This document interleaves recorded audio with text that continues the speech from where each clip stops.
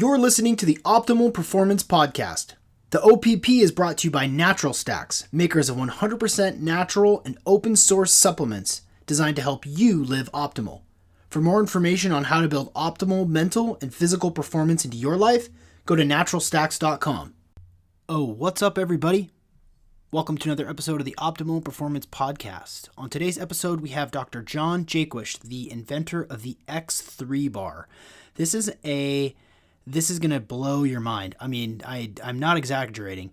Dr. Jaquish is an inventor, a doctor, and a researcher who also has worked with Anthony Robbins on a technology called OsteoStrong. And we talk about human growth hormone, the carnivore diet, but specifically we talk about the X3 bar. And the X3 bar is an piece of exercise equipment that's really simple that I've been using for the past month or so. And I'm going to show you guys some of my results on my Instagram page. That's Coach Sean McCormick. And there's also a special offer for this really amazing piece of exercise equipment. 10 minutes a day and you'll see results. It sounds like an infomercial. It is not. It is the real deal.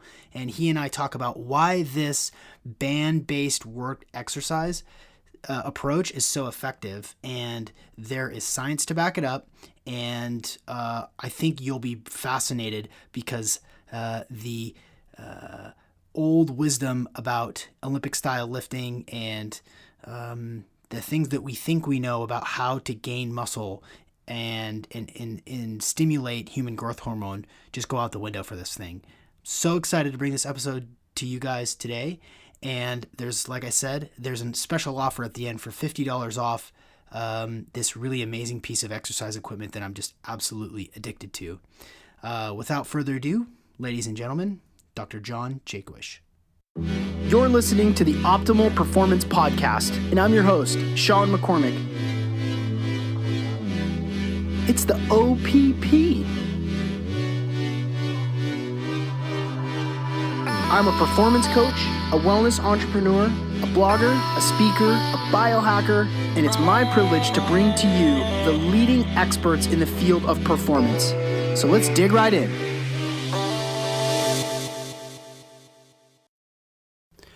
Welcome, everybody, to another episode of the Optimal Performance Podcast. Today's guest is Dr. John Jaquish, who is a researcher, scientist. He's worked closely with names that you know, like Dave Asprey, to help launch X3 Bar, and also is business partners with Tony Robbins in his medical device company. Dr. John Jaquish, welcome to the Optimal Performance Podcast. Thanks for having me. Yeah. So I like to give everybody an opportunity to kind of introduce themselves because you know you better than anybody else. So give our listeners a little bit of idea of your story, who you are, and we'll go from there. Okay. Well, like you said, my name is John Jaquish. I'm a doctor of biomedical engineering. I started this adventure into physical medicine. I'm going to help people understand what physical medicine is. Based on my mother's osteoporosis. So she was diagnosed with osteoporosis. I thought too young, and I just took a different approach to help her address it. I emulated high impact force with a medical device I developed, and that impact level force absorbed into the body very slowly, managed by robotics and computerized biofeedback. And within 18 months, she went from having full-blown osteoporosis to having the bones of a 30-year-old. And she had me later in life. So she was in her 70s at the time. So that was, it was phenomenal. And I wanted to give her results to a lot of other people. So ended up building a prototype, testing it in a couple of different places, and now it is everywhere. It's called OsteoStrong. You can go to osteostrong.me to check that out, and that's the business that Tony Robbins is part of. And also, for that particular product, most people use it as a service. The machines are over $100,000 just because of the robotics and the computerization, but they place tremendous forces on the body.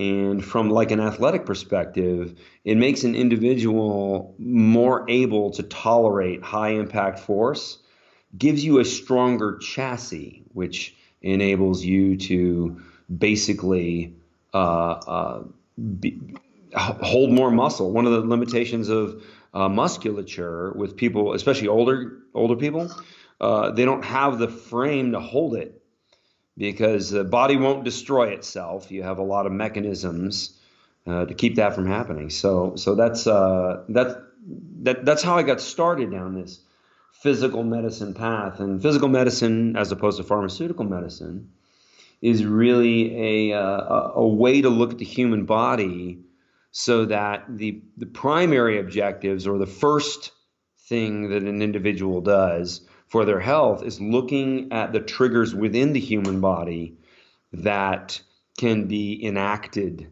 to either preemptively address different disease states. And so, which means avoidance also. And so then I began to look at what other things may we as society may be missing in what we can trigger in the human body. And one of the most interesting things with the bone density research is we use the most powerful ranges of motion, the impact-ready ranges of motion, we isolate those, and then we allow people to self-impose force. And so what I saw especially when we did a study in a hospital in London, we were looking at individuals who were able to put 6, 7, 8 times their own body weight through their hip joints. And when I say 6, 7, 8 times their body weight, like that's crazy. Yeah, like, that's crazy. Right, like gymnasts who are already highly trained go to 10 multiples body weight, sometimes even more than that, but average 10. So I thought, okay, we've got kind of regular people doing this right out of the gate, like within 1 or 2 sessions, they're getting to these really high levels. So what does that really say about human capability? And I'm going to say something really controversial here. Because once I looked at the American College of Sports Medicine's database on what kind of forces people use in the gym. Now, I'm sure there's somebody out there who's an advanced weightlifter and they're going to want to argue with this point, but we're not talking about them. We're talking about the average population. The average population puts 1.3 to 1.53 times their body weight through their hip joints when they exercise. Now, that is nowhere near what we saw by isolating these impact ranges of motion. So that told me something so profound, that humans are 7 times more powerful in the stronger range of motion than they are in the weaker range of motion. Now, like that's a massive takeaway. Nobody had really determined that before. So what I thought then was, wow, like that means when we're exercising, we're doing resistance training, and this is kind of a generalization, but I thought, no wonder most people don't make a whole lot of progress when they lift. Or Right. Said a different way, when you're 16 years old and you pick up weights, you get results really quickly. But as soon as you start using weights that are heavy enough, because you're basically a weak kid, once you become a little stronger and the joints start feeling the tension, a process called neural inhibition happens, which is really muscles shutting down because of pain in the joints. And so you're always limited by your weaker range of motion because it's the greatest exposure to injury in the weaker range, and you're firing the least amount of muscle. So the stimulus with weightlifting, with picking up a standard weight, really just sucks. I'm pretty sure I'm like the most hated guy in fitness right now because there's a lot of people with emotional ties to lifting weights. Yes. But hey, I go, hey guys, look around. There is like 1/10 of 1% of the people who even look like they work out. Like there are some people who manage to get through the weaker ranges of motion, maybe have an optimized tendon layout, sort of like a genetic mutant where they just don't have as much pain in weaker ranges than others. I know Mike Tyson's one of those guys. There's some commentary that was made about how he has more access to his pectorals in weaker range of motion than stronger range of motion. He had some physiologists like just examine him, and he's just kind of an anomaly, which is why it explained how he could get inside of the range of motion, of the punching range of the opponent, and basically give a short jab and deliver almost a full amount of power.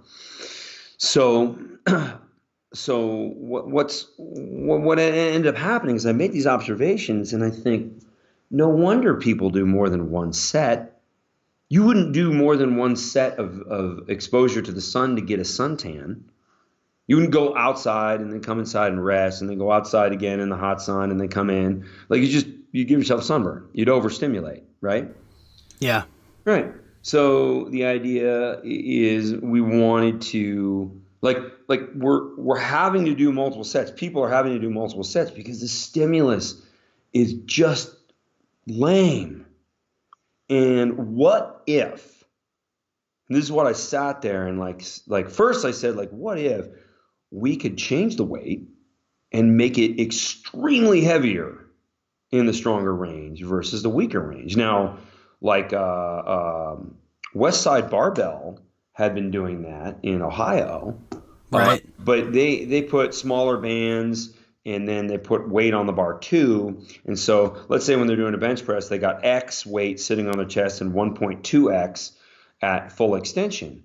Well, my thesis from my bone density research, and you can't look at these studies alone. There's a lot of people try and review the research page. They grab one sentence out of one study and they say, well, this isn't what you're doing. And of course, they don't know how to read research because there's a reason I have more than one reference. You look at these things together, you say, no, it's not 1 versus 1.2, it's 1 versus 7. So why don't we forget about the weight and dramatically increase the variance? And when we do that, we can go to a much deeper level of fatigue in different ranges of motion simultaneously in one set and trigger a massive amount of growth. And then my second thought was, a lot of people are going to be mad at me for saying this. But you're used to that by now. Yeah, it's probably. It's not smart people, so it's okay. Yeah, hey, there's always it's a combination between people. There's a lot of crummy fitness products, especially home fitness products out there. And so it's easy to just be dismissive and say, this is just like something I've already seen. It's not. Like somebody goes, oh, it uses a rubber band. I can buy a rubber band at Walmart for $5. Why is this $500? Well, because it's literally 50 to 100 times more powerful. So it's like, do you want relevant weight or irrelevant weight? Right. And for those who are hearing this for the first time, that have never experienced the X3 bar, it is unlike any piece of exercise equipment I've ever experienced. And I am a lifelong athlete, collegiate scholarship athlete, and it delivers results. Here's my problem, John. As I was preparing, as I'm lifting, I'm on week 2 or week 2.5 of using the X3 bar, and I've had a couple of days off. I've been following the correct protocol, and I'm watching my body change its shape. Right. Daily. Like one day to the next, I'm taking pictures of this. So by the time, you guys can follow me on Instagram to sort of watch my progression. But the results that you get from this very simple and very elegant exercise system is astounding. And it's going to be really hard for this not to sound like an infomercial because I love it so much. Honestly. And I get it all the time. Yeah, I'm sure you do. Yeah. And I know that just from the research, is, the people that are submitting reviews, they get flagged on Amazon because they sound like your cousin is doing it for you. Yeah. And so let me just tell a little bit about my experience with this. And I reached out because, I kept seeing it on the internet, and I kept seeing it on Instagram and Facebook. And I was like, what, there must be something to this. And you, as a physical specimen, you're just jacked. I mean, like, this is new to me. Like, really? Your physique? I look like a regular guy. Like, I mean, I probably looked a little muscular if I took my shirt off, but if I was wearing a shirt, nobody would know I worked out 2 years ago. Now I'm a lean 220 pounds, and it's the subject of, that we're talking about whenever I walk into a place or meet somebody new. It's like, Jesus, like, do you play in the NFL? What have you been doing? Yeah. Like, well, are you a UFC fighter? Like, well, who are you? Yeah. Yeah, they expect they should know me because looking like I look right now is so abnormal, which I would argue it's not. I mean, I'm low body fat, 220 pounds. And then I get the steroid comment, which is like, okay, a lean 220 pounds is not a steroid statistic, just so you know. Yeah. When somebody's 350 pounds and lean, yeah, ask that question to that guy. Right. So the key to this, and I want to dumb it down for people, it's literally a 10-minute workout. You do a series, you do 4, I'm only as far as, and there, maybe there's more, but I'm doing 4 different lifts to absolute exhaustion, slowly, carefully, focusing exclusively on just absolutely destroying the muscle, like going to total failure. And in all ranges of motion, like first you fatigue the strong range and then you diminish the range. Right. So you fatigue the mid range. So like when you're firing all muscle in the stronger range, you fatigue that range, which is something you cannot do with a weight. Then in the same experience without letting blood in the muscle, which begins the recovery process. So when you do like multiple sets, you put the weight down, or you do different ranges and break it up, you're letting blood in, and you're giving the central nervous system an inconsistent signal. Right. Well, it's here by not stopping the experience, you're taking the muscle to a far deeper level of fatigue and thereby getting more growth. Right. Yeah. I mean, doing 25 reps of a bicep curl, and at rep 8, I'm like, okay, I can't quite go to that top range. It's tense. It's tense at the very top. And like you mentioned, that's when you're carrying the most load. Then I can go to halfway, reps 8 through 16, 17, and then, reps 17 through 25, I'm barely moving, and by the time I set the bar down, my biceps are on fire. Like I can feel it behind my shoulders. Sure. Your core's on fire too. And my core's on fire because I'm using all of those stabilizer muscles. I think that's what's so impressive about this is for our listeners who want the most from the least, this minimum effective dose. How can I get the most gains? How can I get stronger? How can I build muscle in the shortest period of time? This is it, and it delivers every time that I do it. That's right. That's the point. Yeah. Right. And do you ever feel like you're at risk of injury? I don't. I never do. And that's a lot of the feedback that I see too, is people who are complaining, people who have said, I've had joint injuries, I've had, rotator cuff surgeries, and this is the only piece of equipment that I can use that doesn't aggravate that injury, because it's caters to that.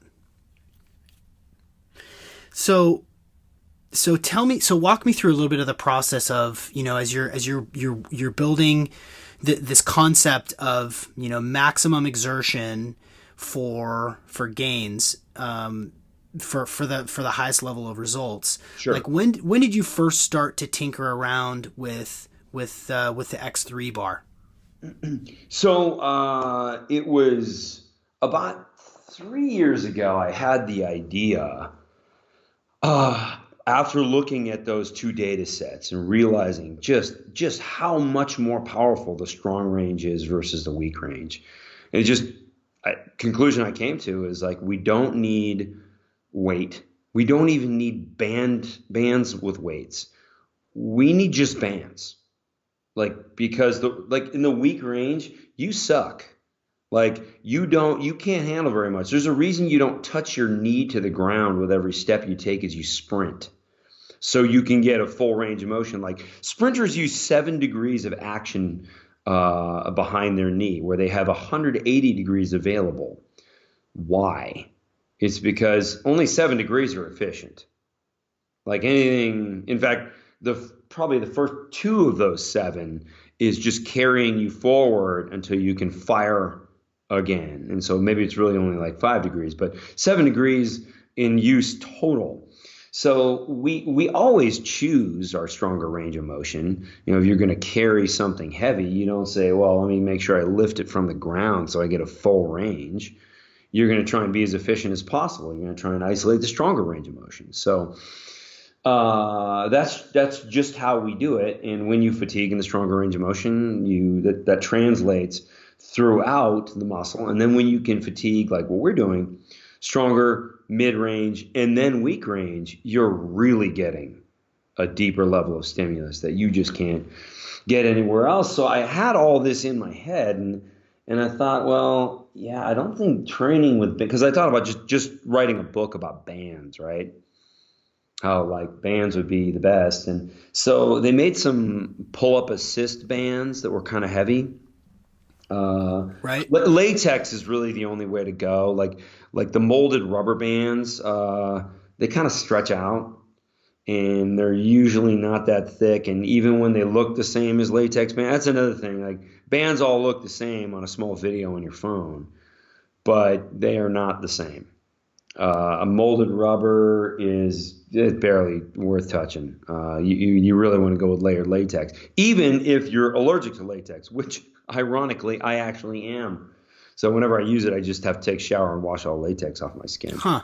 Yeah, Interesting. I know, it's terrible.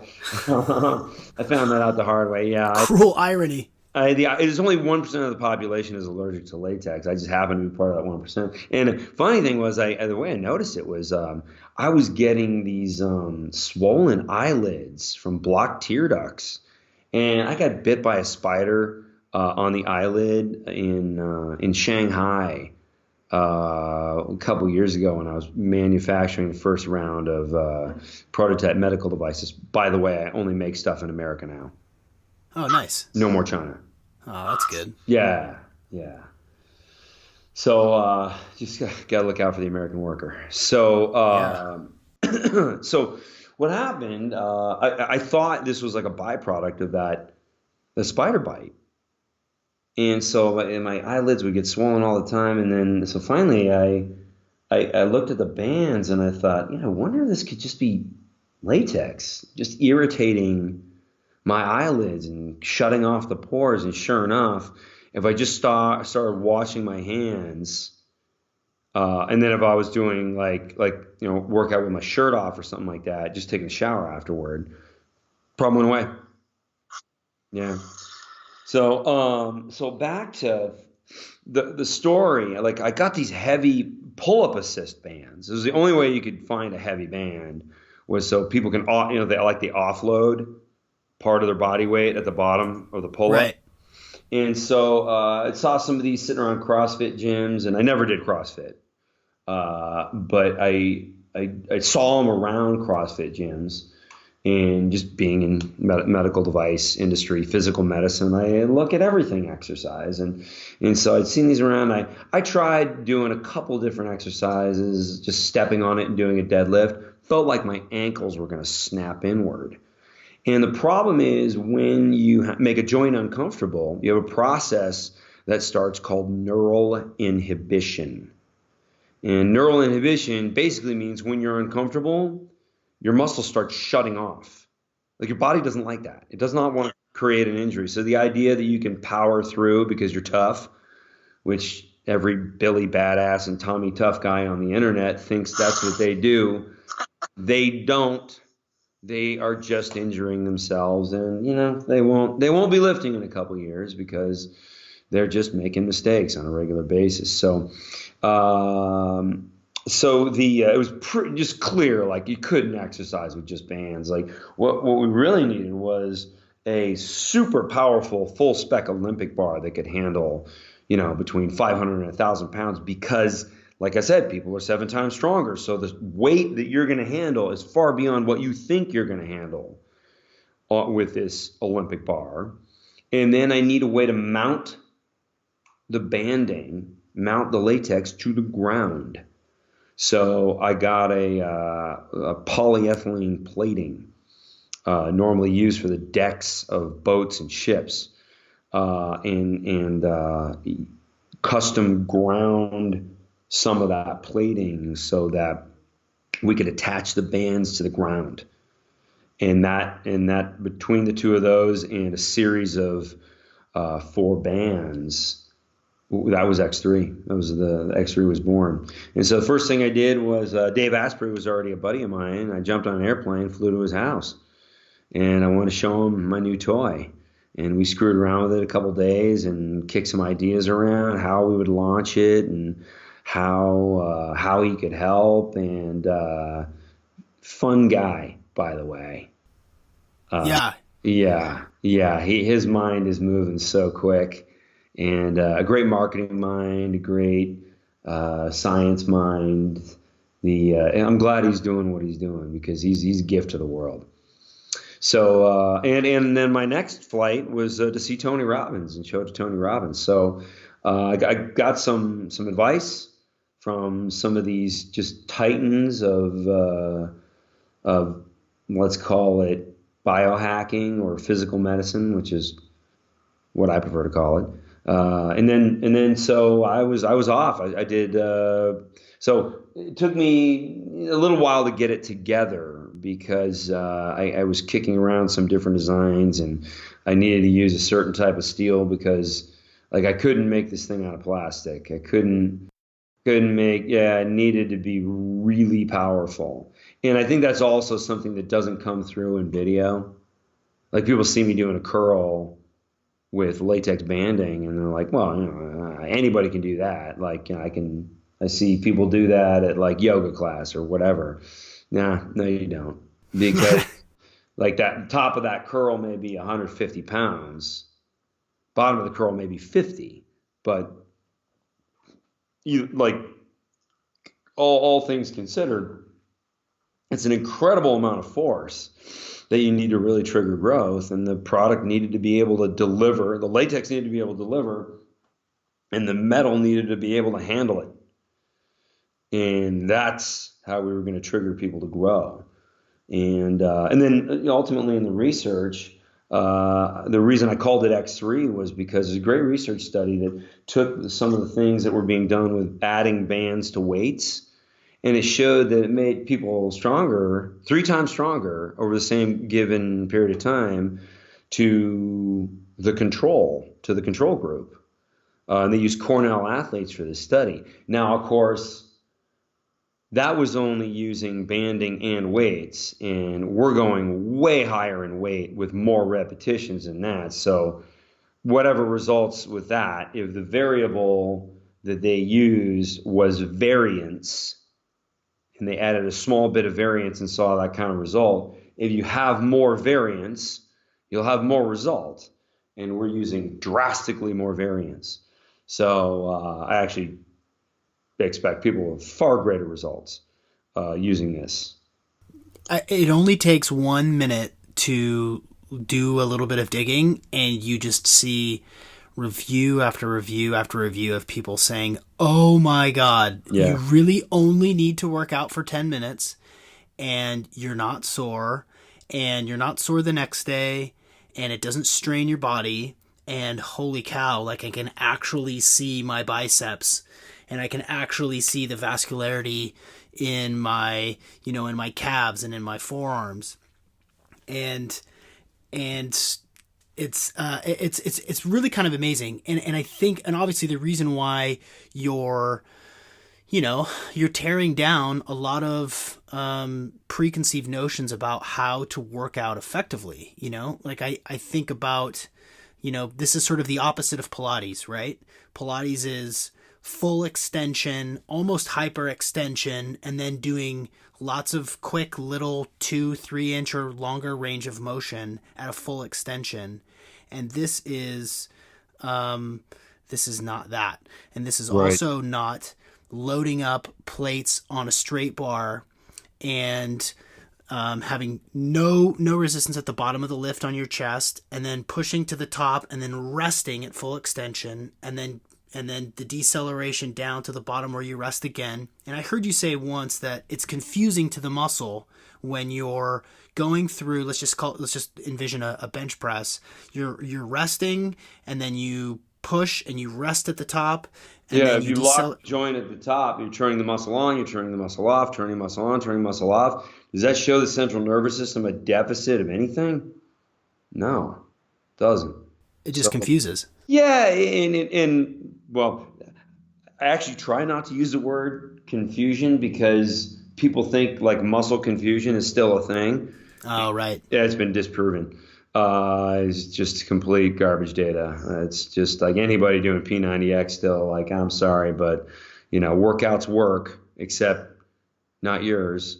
Or I mean, not as well, because by mixing up the exercises, you don't shock the system into growth. That's not a thing. So, but ultimately, everything we're trying to get out of exercise, and this is like the highest level of like what adaptation is. You're showing your central nervous system you're at a deficit of something. So if you want to show a deficit of bicep volume, you need to exhaust from a myofibril perspective, which only happens in the strong range, by the way. Then you need to exhaust from a sarcoplasmic perspective. So you need to get rid of all the ATP, glycogen, creatine, phosphate.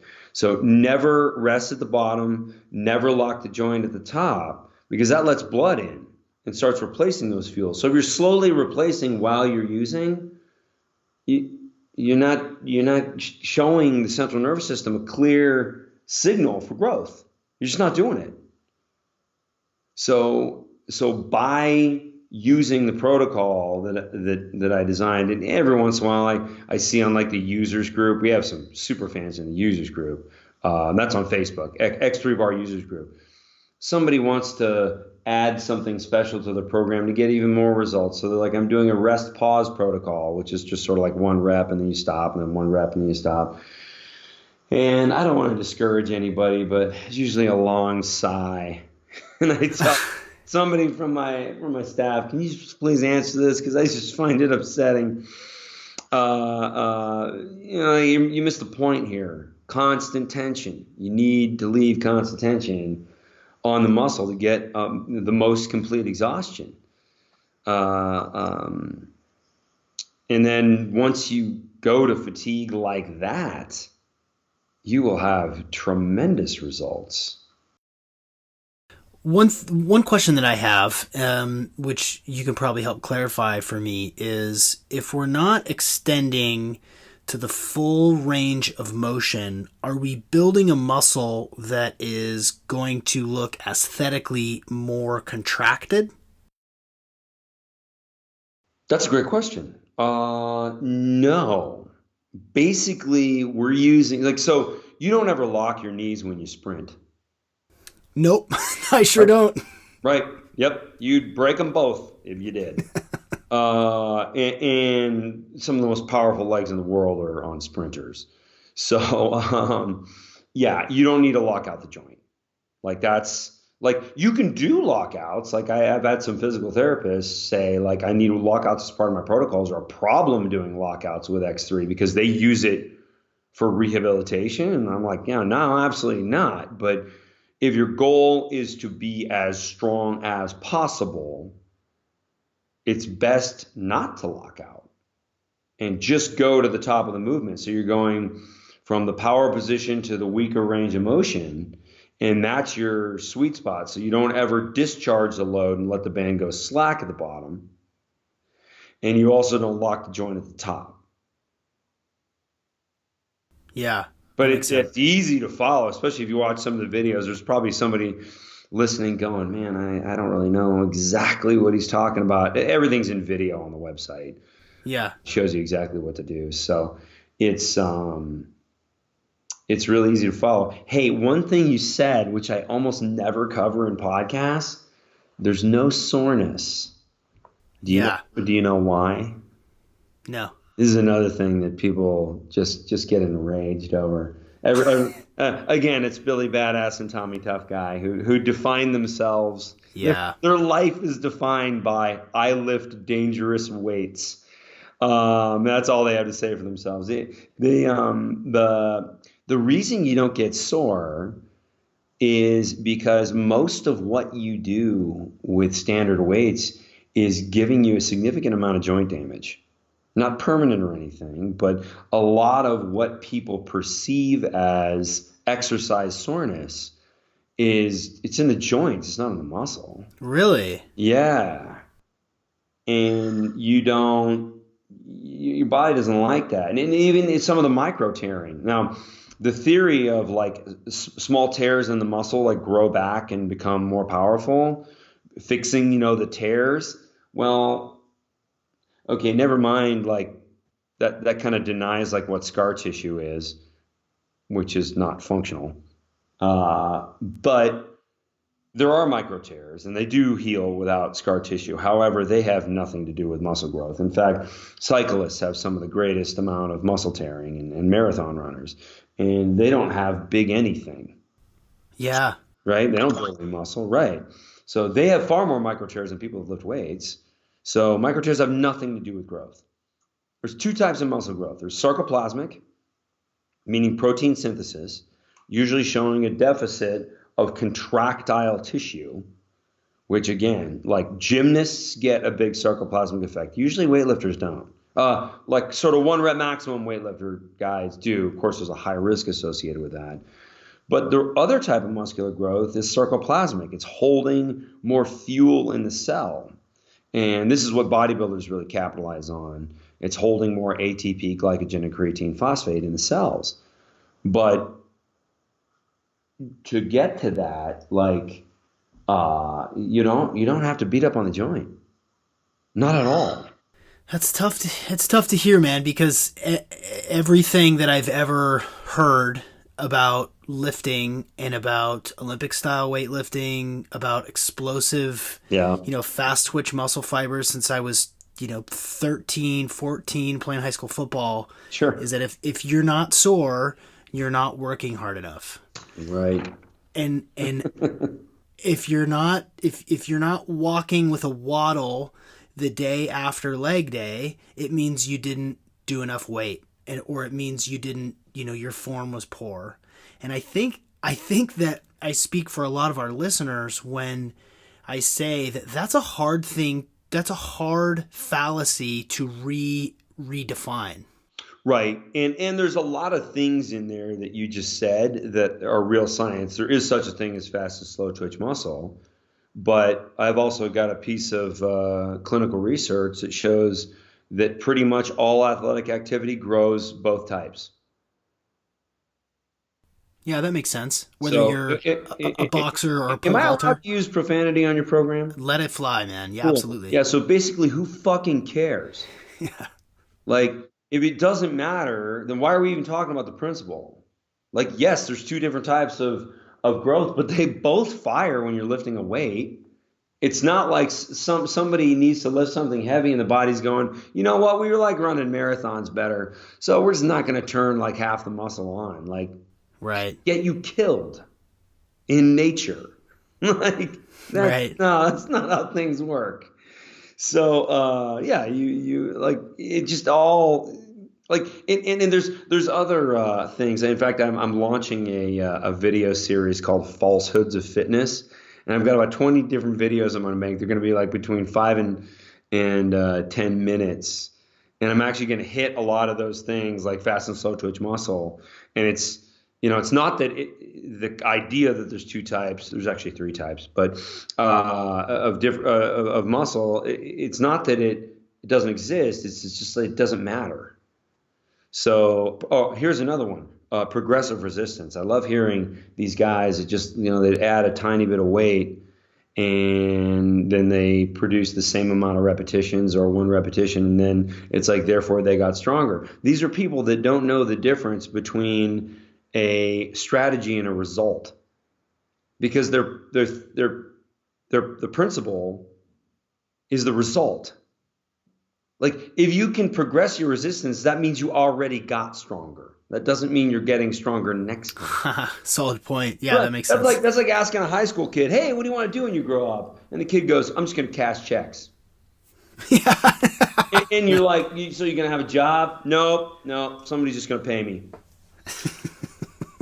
Like, I'm just going to go to the bank every day and I'll be rich. And you're like, okay, yeah, you should do some progressive resistance too.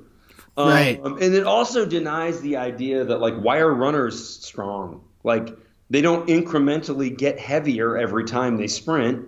Right. So they can get faster and build more Right. powerful. Like, it's just one of those principles that, yeah, if you add a tiny amount of weight, that is one way to maybe continue to trigger growth, but it's not a superior way. It's just a way. Right. And If you're able to put on an additional 2.5 pound plate on the end of your straight bar that's for right. your bench press, and you can lift it, well, shit, look at that. You're stronger. Except then I like to go, except maybe you could have done that last time. So maybe Yeah. you didn't gain anything. Right. Like, because you didn't try that last time, did you? Chicken or the egg. Yeah, man. It's just like there's like exhausting the muscle, showing the central nervous system that there's a deficit.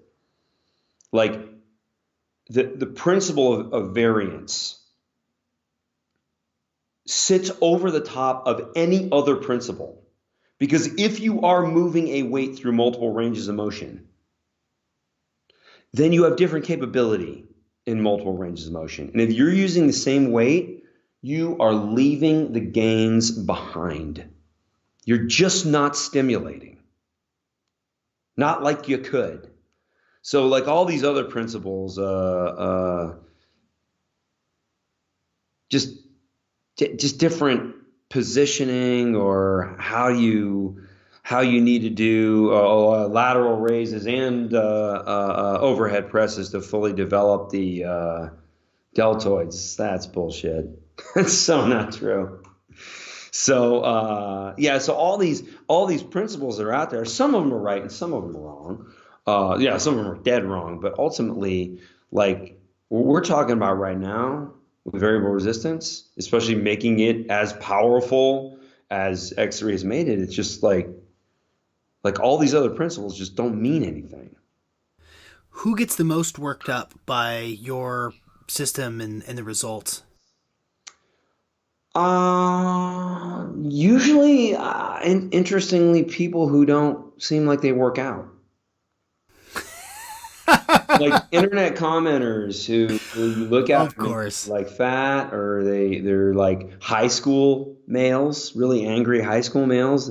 That it's just funny. Like, you look at it and they're like, "Oh yeah, like that'll never work," and you look at them and you're like, okay. Like, does your mom know you're up right now? And also, for some strange reason, the people who seem to misspell every third word, they're really upset by this too. I see that. Yeah, Okay, great. so I just it's so entertaining at this point.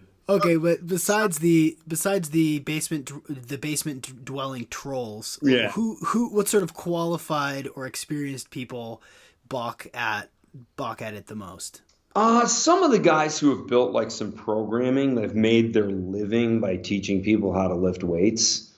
And they've got a business tied up in lifting weights. And like, hey, weights work for some people, but not the majority. Look around. Like we as a society, we put fitness on a pedestal, as we should. We should all be healthier. We should all be more attractive. We should all feel better when we walk down the street. I think everybody deserves that if they're willing to put in some work.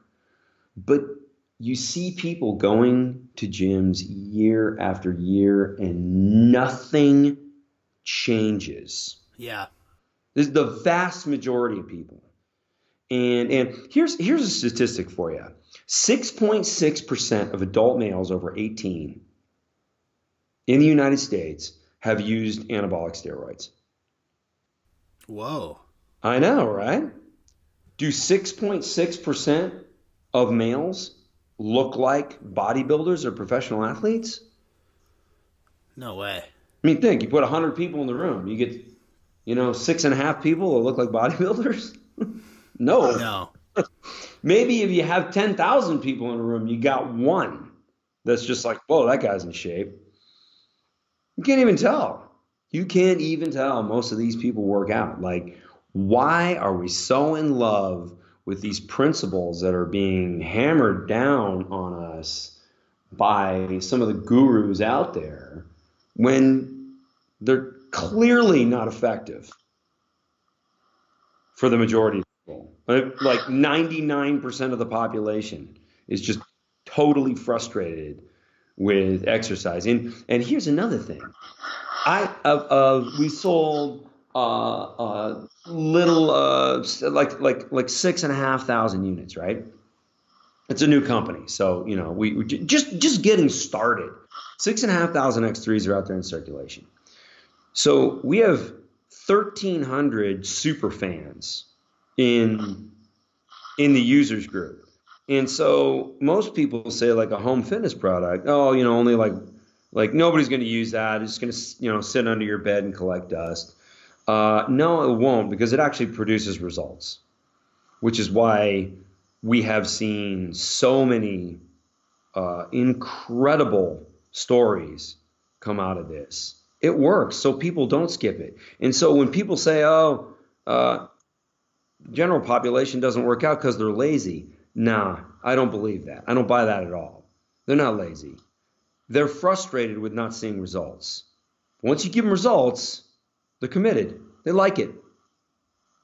Yeah, I totally agree with that. And I think that's what makes this piece of equipment so different is that, for those of us who are busy, we're all busy. We all live busy lives. We've all got stuff that we should be doing. And the 2.5 hour round trip in the car to the gym, to half-ass it on the treadmill for a little bit, to half-ass it in the squat rack for a little bit, or even to just, work really hard.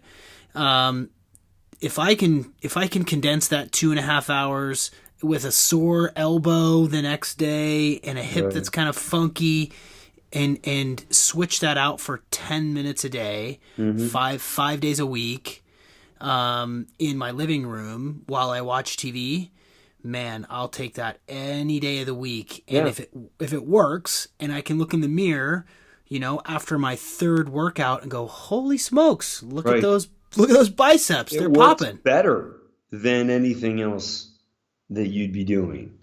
So, and I know some people who are addicted to going to the gym. They love it for social reasons. That's where all their buddies meet up.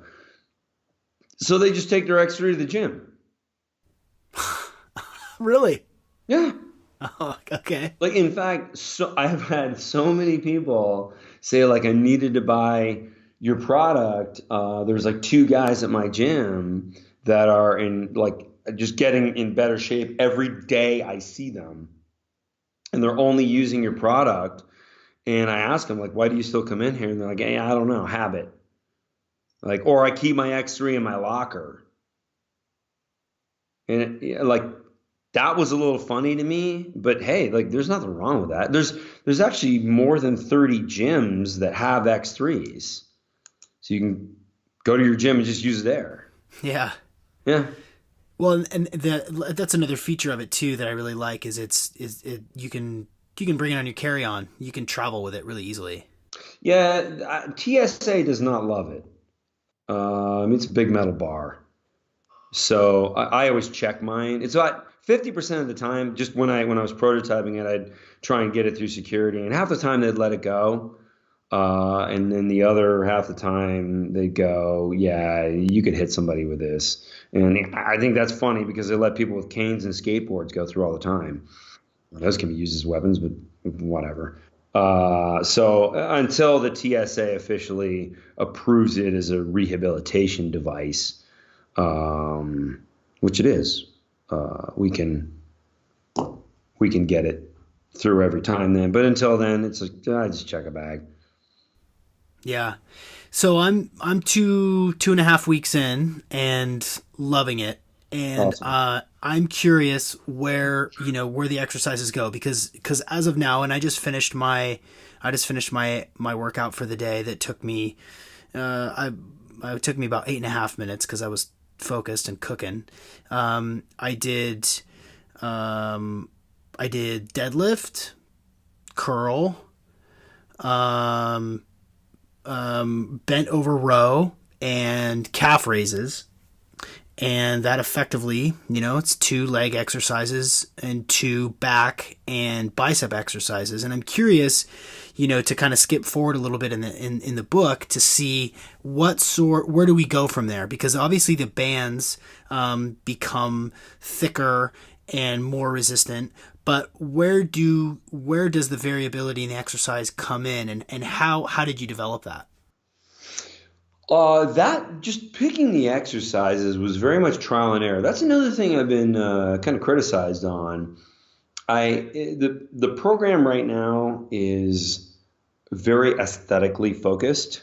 I believe more people are interested in looking good as opposed to being the ultimate CrossFit athlete or something like that. Here, So like a here. CrossFit person would never do bicep curls because that's not going to help them with their competitive lifts. So a lot of those guys are just like I remember I got like a 1-star review from some guy that goes, "Oh, bicep curls are so 90s," and I'm like, okay, skip. Like, really? That's your problem? But whatever. So it is focused for the person who really wants to be high performance, also look high performance. Calf raises is another thing. Ben Greenfield gave me a hard time about the calf raises. Like, why would you do calf raises? Like, you're getting that in the deadlift. And I said, yeah, not to the same degree. Like, I even I think it was like week 3 or 4, I made this comment like the key to having great calves is being born with great calves. I I proved myself wrong because my calves never looked like I had trained them a day in my life, and I had been training them for 20 years with weights. But now it looks like somebody glued a ribeye steak to the back of each of my legs with the way my calves stick out and have like an inch of depth. Um, just from that isolation calf raise that we're doing. In the program that exists right now, it does focus on some aesthetic movements. Now, if somebody's like doing CrossFit and they want to use this for CrossFit Assist, ultimately, and this when we talked earlier, like I said, like somebody who is doing CrossFit and they want to use X3, they can use X3 to assist in their CrossFit, but they wouldn't do something like the calf raise. They would emulate some of their lifts. They would do a deadlift. They might do like an overhead press and then also lock into the overhead position and do squats with holding the bar over the head. Ben Greenfield has been enjoying doing that. So ultimately, slightly different movements, but the way the program is right now, very aesthetic focused. You're going to stick to some of those same movements. The squat is going to move to a single leg squat, which gives you more stabilization firing, which upregulates growth hormone. And also it allows you to use your resources all focused on one leg at a time, which is really like, unless you're a kangaroo, you run on one leg at a time, right? So I say this to trainers all the time, and they kind of stare at me for a minute and then smile like, that guy's got a point. Yeah, you're right. Yeah, we don't hop on 2 legs. So we fire one leg at a time. So if you start squatting like that, biomechanics are improved because you have to balance your hips and your shoulders. You have to. You don't have a choice. It forces you to reinforce a better level of biomechanics, which improves your two-legged squat. If you do like competitions with two-leg squats, like that better supporting joint firing is gonna help. Also, in the advanced programming beyond the 12 weeks, there's some static holds in the stronger range to really make sure that you're getting, so not locked out, but just short of lockout, holding in those positions so you can really make sure you are taking the muscle to absolute fatigue. Got it. Okay, I can see that. Can you talk a little bit more about stabilization and how that? I mean, you said a hot button phrase, growth hormone. Let's talk about growth hormone a little bit. The two things that are talked about the most when it comes to performance, and maybe this is the reason I get some of these steroid comments,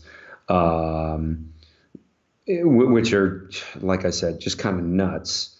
And also, like I said, made by people who don't look like they've ever worked out. Right. Or I mean, hey, also, like, most of trolling is just jealousy.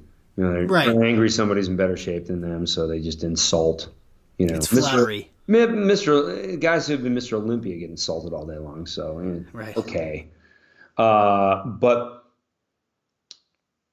there are two things that are happening, which are highly anabolic beyond just loading the muscle with X3. There is a tremendous upregulation of growth hormone and testosterone with the use of X3, and I'll explain why. So I wrote a meta-analysis in 2016 on growth hormone. And so a meta-analysis, for the people who are listening that don't know what that is, it's when all of the research on one particular subject is brought into one study and condensed and measured via statistics to control for, like, one study had a large sample size, one study had a small sample size, and so you weight them a little differently for significance. And then you come up with a sort of score or level of effectiveness and most importantly, a p-value, which shows you whether you have statistical significance. Basically, what I discovered was, in 23 different data sets and previously published studies, we found in this study, 23 different data sets, positive changes in growth hormone based on stabilization firing, anywhere from 400 to 2,600% per single session. And the changes between what was different between the 400% and the 2,600% had to do with loading. So if you had an incredible amount of load, there was more stabilizers that were fired. So, like, if you were doing like a little bit of balancing on both legs, just held, maybe a 120-degree angle of inclusion behind your knee, you've got your core's activated and you're doing some beyond tonic contractions to keep yourself from falling over. And that's got a tiny growth hormone effect. If you do it on a balance board, it has a more so growth hormone effect. If you've got a weight on your back, like in a squat, and you do free weight squats, you have an even greater effect. Let's say even on a flat piece of ground. So just a flat piece of ground, you can increase your growth hormone by 600% by doing just a standard squat with a bar. Guess how much growth hormone gets released in a leg press? Oh man, I have no idea. How much? Zero. None. There's no stabilization firing. So doesn't it seem like a great idea to upregulate the growth hormone and the receptors at the same time? Because that's what you're doing. Why is that? Is it because you're firing all the little stabilizer muscles around the bigger ones? Yeah, it's just because you have to be stable. And then when you add load, now let me ask another question. So we know what happens when you have a bar on your back and it's got some weight on it, an exhausting level of weight. Now, what happens when you use X3? When you're hyperloading the stronger range of motion, now you're using even more stabilizers at more repetitions. So longer time under tension with a higher weight. What's the stabilization firing there? Well, it's even greater. Right. That may be approaching some of the 2000% areas that we've seen, which is why I have veins showing in my abs, and I do no cardio. I haven't done cardio in years, and I'm 42 years old. So that massive upregulation of growth hormone is something that happens with X3, and you can't really do anything beyond that yet. Though I'm working on something that's going to come in the future. Well, it's going to be an accessory to X3 to get even more growth hormone out of that. But like the way I am now, like my nutrition's great and everything. But a lot of people have great nutrition at 42 years old, and they've still, they're still fat, or they still look nothing. Well, let's talk about nutrition a little bit. Well, let me just switch to testosterone first. Yes, please. And explain, yeah. So, and by the way, that growth hormone meta-analysis actually got me a position as one of the editors of the Journal of Steroids and Hormonal Science. So I'm an editor of 3 different medical journals. That one being a really important one. Now, that's hormones and anabolics for the treatment of disease. Not like people hear the name, they think, oh, it's a medical journal about cheating at sports. Yeah, there's not a lot of medical journals written about that. So this is therapies that this journal is about. But ultimately, wouldn't we rather go with a physical medicine solution first? Anybody says to me, oh yeah, I've been thinking about taking growth hormone. You can make more growth hormone. Your body has the ability to do it, like way more. And you can be lean. Just apply the principle. And like these, some of these growth hormone supplements, whatever's out there, like just try X3 first. And you won't ever think about taking the G8 supplements again. Now, testosterone is upregulated mostly based on how much force you're putting through the body. And because with X3, we're hyperloading in the stronger range and using that with more repetitions, the same thing happens. You get more testosterone out of your exercise too. So it is just such an anabolic workout. By design. This is where I was thinking, like right out of the gate, because that was part of my background, that endocrinology research with anabolic hormones. That's why we have older guys. I was looking at some of the before and after pictures that have been submitted. Guys in their 50s who've never had a six-pack in their life, within 12 weeks, have a six-pack. Didn't do any cardio. Some of them didn't even change their nutrition. And it just happened with the use of X3. That we're so used to that. It's such a novel.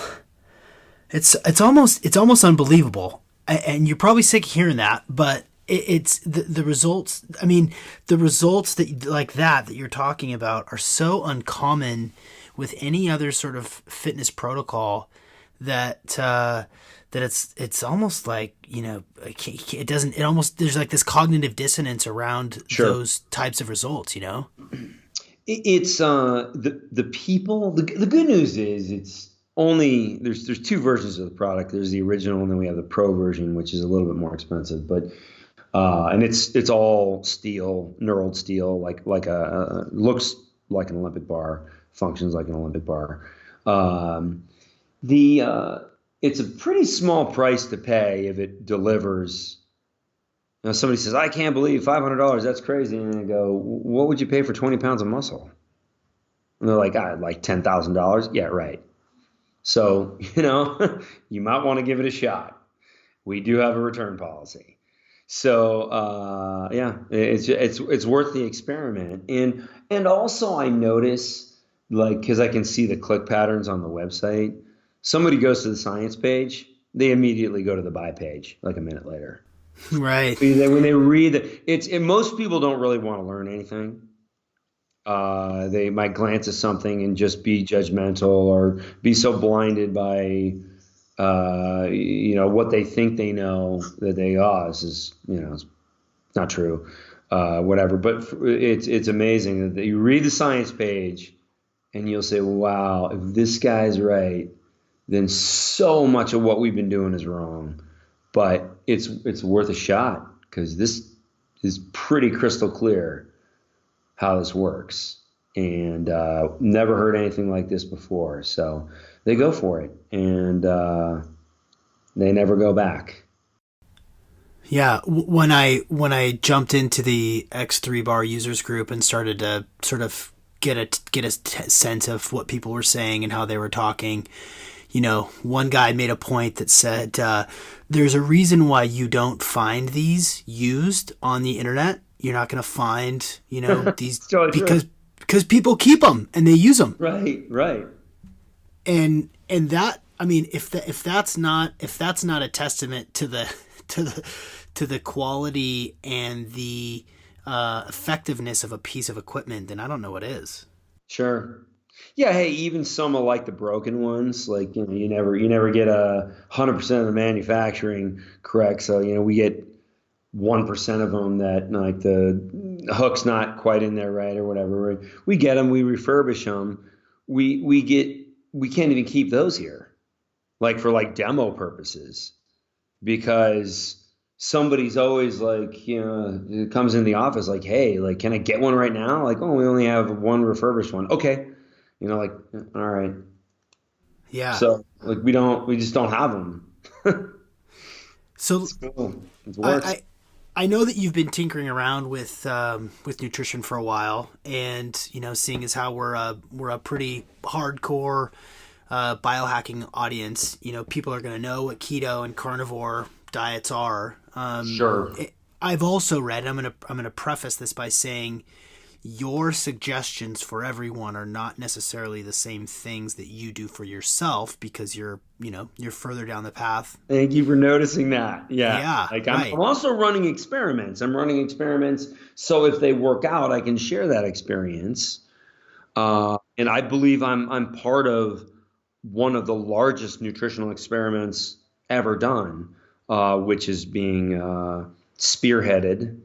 He used the word yesterday by Dr. Sean Baker, and which is carnivore nutrition. Well, there you But go.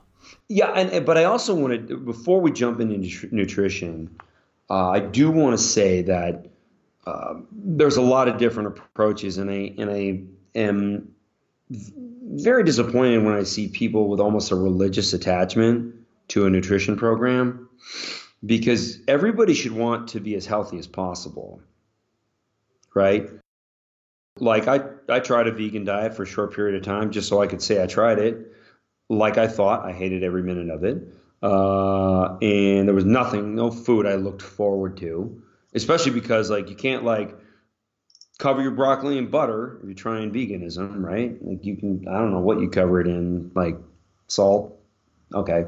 Yeah, that got real old and lost a ton of muscle. Like, it didn't work. But I will say it is possible for somebody who's a vegan to grow muscle. It is possible that they can even be ketogenic.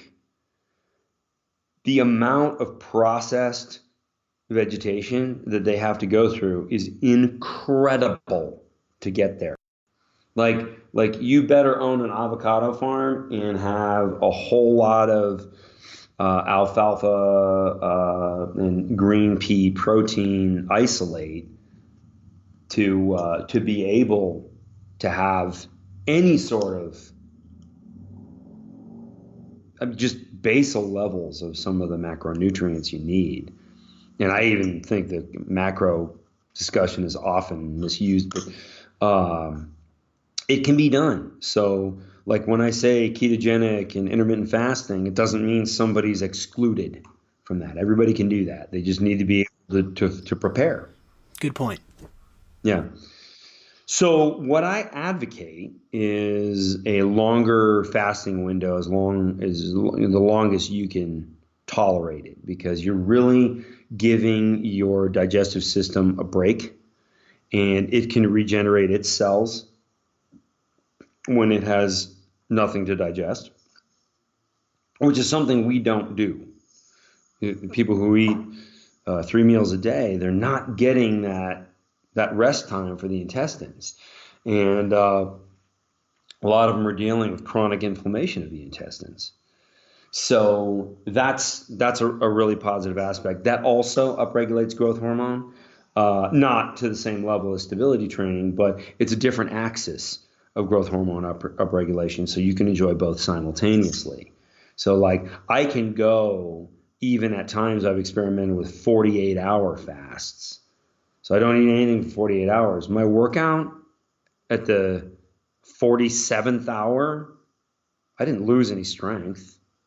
Like my body's running on ketones, which it's getting from metabolizing the fat from the donut I ate when I was 7 years old. Right? Sure. That's how that works. Right. Right. So, well, I want to highlight a key point there because I do the same thing, and I fast until one of the questions that I ask all of my guests that we didn't get to because we just dove right in was what is in your body today? What have you put in your body at the time of this recording? And we can skip that, but I think one of the key points is if you're going to fast, you should eat after your X3 bar exercise, right? Great question. The anabolic window. Right. No such thing. Oh! I know. That's one of my falsehoods of fitness videos that are coming up. Just doesn't exist. Yeah. You will, like, the idea that you can actually turn fat into muscle is a reality when you're fasting. You can do that. Or you can, at the very least, preserve muscle. Now, I mean, I can go through a fast and then eat a meal, and I'm growing muscle and losing body fat at the same time. So, and I've been doing that for a while now. So, like, ironically, a lot of the gurus out there say you got to be in one phase or the other. No, you don't. Yeah, when you're doing ketogenic nutrition and you're doing intermittent fasting, you're getting a proper amount of nutrients with your meals, which I don't actually think is quite basal metabolic rate, because I do feel like my appetite goes down the longer the fast I have. So like I used to eat 3 pounds of red meat a day, and sometimes after a long fast, man, after I choke down 2, it's like, I just can't eat anymore. But I can see growth like immediately, like in 2 or 3 days. Like everything's bigger, everything's measuring bigger. I take like an in-body scan. I'd prefer to do a DEXA scan, but I happen to have an in-body right down the street from where I live in San Francisco. So yeah, like that. A lot of that stuff is just like there's no evidence of it. Okay. So the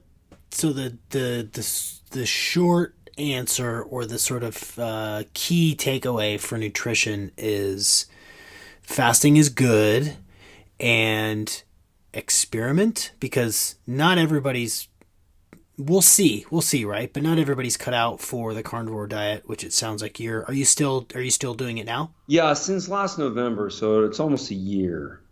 I've Okay. been doing carnivore nutrition, and definitely leaner,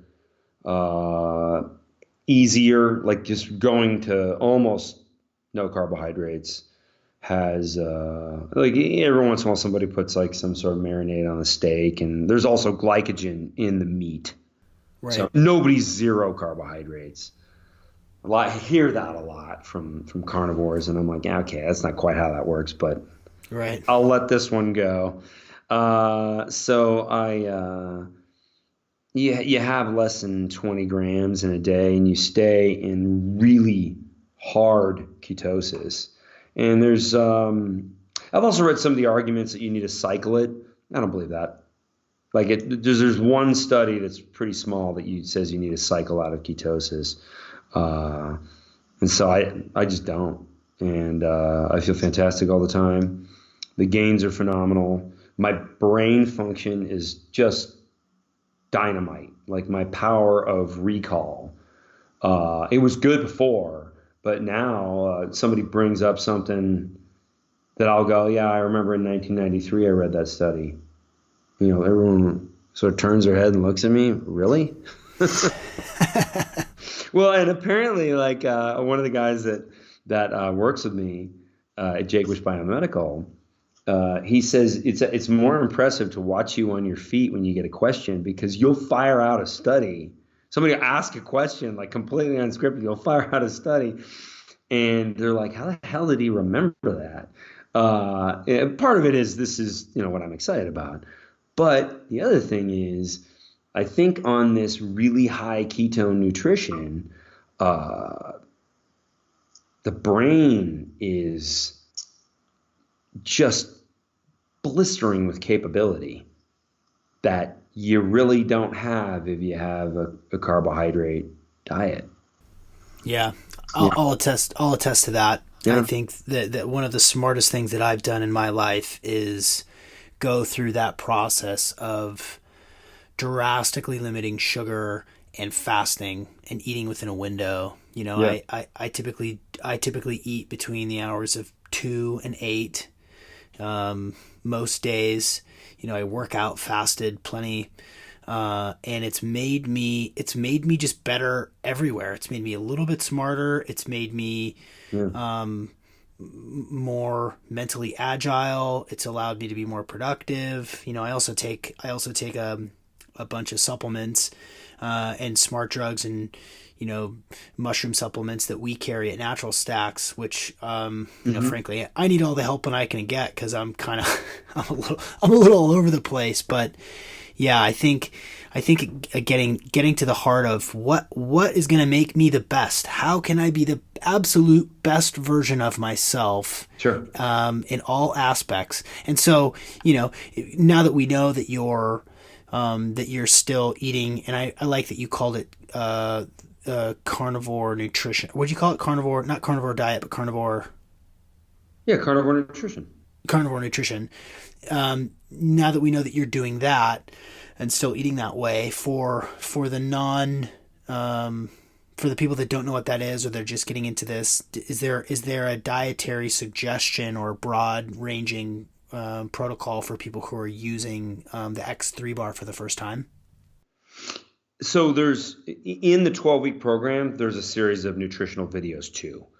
And what it does is it takes somebody who's probably drinking soda and eating McDonald's fries, and like week one is like you want to remove like sugar, like candy bars from your diet. Because most people, if they hold themselves accountable day by day, like all I gotta do is avoid candy bars. All right, I can do that. I've gone a week before without eating candy bars. And so once you make it through 1 week, you go, I can do that every week. Like I'm not dying for a candy bar every day. So week by week, you start eliminating some things from the diet until you get to a low level of ketogenic nutrition with some intermittent fasting, with a pretty manageable eating window. So like skipping breakfast, everybody skip breakfast when they're running late. Now, people who have Right. very poor insulin sensitivity get angry when they don't have a meal right away, or like people who are hypoglycemic. Interesting. I was hypoglycemic as a kid. because my mom would feed me the same thing all moms feed their kids, like cereal and all kinds of crap, highly processed garbage. And as soon as I went to ketogenic nutrition 12 years ago, like my hand stopped shaking. Like it just never happened again.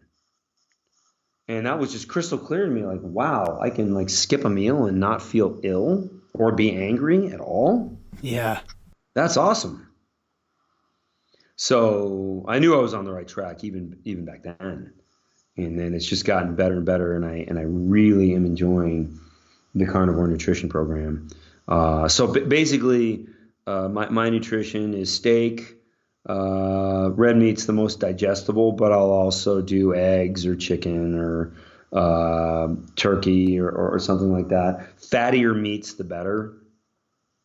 And then and water. You know, What so one I basically one meal a day. So my a eating window big is 30 minutes. wow. One thing that I haven't seen noted or specified in the carnivore nutrition protocol is emphasis on grass fed. Is that a thing? Great point. Uh, Grass fed does get talked about, especially by the biohacking community. And I have started to not care for grass fed beef because it doesn't have the proper amount of fat. Now, ultimately, if you look at what a predator eats, so if a leopard is going to chase down a gazelle, is it going to try and catch the fastest, youngest, most powerful one, or is it going to pick the older one that's not eating high enough on the trees and maybe a little fatter and maybe a little lazier? Huh. It's going to have the weak one, Yeah, I right? thought of that. Yeah. Yeah. So I don't agree with cruelty towards animals. So I don't like the way a lot of like factory processed meats go. But what you'll see is grass fed and then corn finished. Right. And so the idea there is corn is like candy to a cow. It's not cruel to feed that to them. They're not in torture, but it's much higher glycemic index type food. So and of course they they don't have a lot of foresight. They kind of have lizard brains, so they'll eat anything that's put in front of them that's edible. And so they prefer the corn. If you put a trough of corn in a field of grass, they'll eat the corn. So I just want to point that out because I don't want people to get confused thinking it's cruel to serve them corn. Some of the other things that happen to cows could be managed much better for the comfort of the animal. But ultimately, having a fattier piece of meat is much more beneficial than to have a leaner piece of meat. Yeah, ribeyes are always the choice. And like if I can't get a ribeye, if I go to a place that's only got like strip steak, I might get like 3 strip steaks at a restaurant, and then I'll go home and maybe do 10 scrambled eggs, so I get enough fat. How do you like your meat cooked? Pretty rare. Yeah. Yeah, like not raw on the inside, warm, but ultimately bacteria can manifest on the surface of a cut piece of meat, not on the inside. So you sear the outside, and the inside's pretty good, Making almost raw. making me hungry, man. What time of day do you eat? I'm making myself hungry. I was just thinking about that. I have 6 or 8 dinner reservations tonight. The whole company's going out to dinner at this great place that's got some pretty big ribeyes, so I'm gonna have a pair of those. Yeah, We could keep going for hours and hours, but I want to be sensitive to your time. I want to just share one more time how impressed I am with the results that I'm getting, and that's all that yeah, matters. it is. That's really the only thing that fucking matters in to Yeah, me in working out is like, am I getting bigger and stronger? And I have goals. I have physique goals, and and it's working, and it's fun, and it's easy, and it's fast, and it checks all the boxes for like classic biohacking stuff. And so I'm going to keep on it. I ask all my guests kind of the same question at the end of every episode, which is based on everything that you know, not specifically in product design or research, but just sort of generally. If you could answer or complete this sentence, everyone should know that. You're asking a researcher what everybody should know? Like, oh man, I could give a 10-hour lecture on that. I could talk all day. Everyone should know that what they've been taught about exercise, most of it's just wrong. And they need to be much more open-minded, because it's just a lot of holes, a lot of things missing. And we're plugging those holes. I think growth hormone, for example, what upregulates growth hormone? Only the understanding, this principle of human physiology of stabilization and firing was discovered in 2016 in that research study, that meta-analysis with the 23 different data sets. So like these sort of standards of fitness that were basically being carried from the 1970s, most of them are just incorrect and force most people to spin their wheels. So billions of dollars of supplements sold, billions of dollars are spent in the gym industry. The home fitness industry is 4 or 5 times greater than even the gym industry. Yet you'll walk down the street and almost nobody looks fit. So before getting upset that some of the principles that Arnold Schwarzenegger was using back in the 1970s are being challenged by me or Dave Asprey or Tony Robbins, and there's plenty of other people that are challenging these things. Before getting upset about it, take note that almost no one makes progress with the principles that are being passed around today. And there's just better ways to do it. That's excellent information. I think that's information that everybody needs to hear, and needs to hear it over and over and over, so that we can sort of reprogram what we think we know. Before we go, what's the best place for people to get a hold of you or learn more? So we of course on Instagram, I'm at Dr. Jaquish, DrJaquish. Answer any questions there. On Facebook, there's a Dr. John Jaquish page. There's also an X3 bar page. The staff is there to answer all kinds of questions, and also to get the product, it's x3bar.com. And there's also a discount for the listeners. It's OPP, and that gives you $50 off the product. Thanks for joining us on the Optimal Performance Podcast. Absolutely. Sean, thanks so much for having me.